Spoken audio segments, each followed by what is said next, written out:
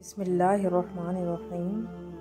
حدیث مبارکہ حضرت ابو ہریرہ رضی اللہ عنہ سے روایت کی ہے، رسول اللہ صلی اللہ علیہ وسلم ایک دن لوگوں کے سامنے تشریف فرما تھے۔ ایک آدمی آپ صلی اللہ علیہ وسلم کے پاس آیا اور پوچھا، اے اللہ کے رسول، ایمان کیا ہے؟ آپ نے فرمایا، تم اللہ تعالیٰ، اس کے فرشتوں، اس کی کتاب، قیامت کے روز، اس سے ملاقات، اس کے سامنے حاضری اور اس کے رسولوں پر ایمان لاؤ، اور آخری بار زندہ ہو کر اٹھنے پر بھی ایمان لے آؤ۔ اس نے کہا، اے اللہ کے رسول، اسلام کیا ہے؟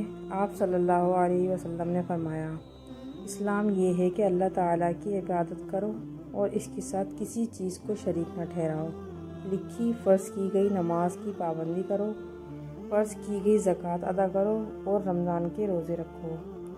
اس نے کہا، اے اللہ کے رسول، احسان کیا ہے؟ آپ صلی اللہ علیہ وسلم نے فرمایا، اللہ تعالیٰ کی عبادت اس طرح کرو گویا تم اسے دیکھ رہے ہو، اور اگر تم اسے نہیں دیکھ رہے ہو تو وہ یقیناً تمہیں دیکھ رہا ہے۔ اس نے کہا، اے اللہ کے رسول، قیامت کب قائم ہوگی؟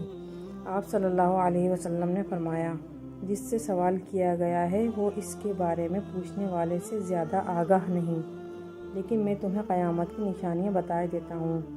جب لونڈی اپنے مالک جنے گی تو یہ اس کی نشانیوں میں سے ہے، اور جب ننگے بدن اور ننگے پاؤں والے لوگوں کے سردار بن جائیں گے تو یہ اس کی نشانیوں میں سے ہے، اور جب بھیڑ بکریاں چرانے والے اونچی اونچی عمارتیں بنانے میں ایک دوسرے سے مقابلہ کریں گے تو یہ اس کی علامات میں سے ہے۔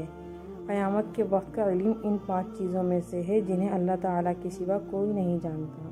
پھر آپ صلی اللہ علیہ وسلم نے یہ آیت پڑھی، بے شک اللہ تعالیٰ ہی کے پاس قیامت کا علم ہے، وہی بارش برساتا ہے اور وہی جانتا ہے کہ ارحام ماؤں کے پیٹوں میں کیا ہے۔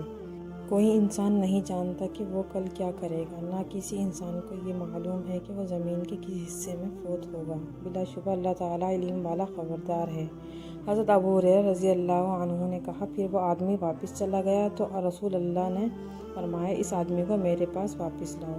صحابہ رضی اللہ عنہم اسے واپس لانے کے لیے بھاگ دوڑ کرنے لگے تو انہیں کچھ نظر نہ آیا۔ رسول اللہ نے فرمایا، یہ جبرائیل علیہ السلام تھے جو لوگوں کو ان کا دین سکھانے آئے تھے۔ تمام مسلمانوں سے گزارش ہے اس حدیث مبارکہ پہ عمل کرنے کی کوشش کریں اور مجھے اپنی دعا میں یاد رکھیں۔ جزاک اللہ۔